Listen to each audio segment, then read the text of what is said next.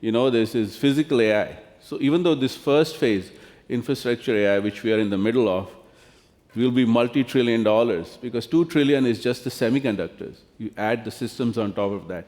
So the data center phase and all the infrastructure phase is multiple trillion dollars. But the next phase could be even bigger, because the next phase, to me, which I've talked about for a long time, is physical AI, which is at least car, drones, and robots. They're already multi-trillion dollar industries. Car itself already is $3 trillion. The projections are, and you have heard Elon say this, that robotics might be the biggest product category of all time. Okay. And here the projection is $25 trillion. The whole GDP of the world is 110 trillion or something. So this is huge if this happens.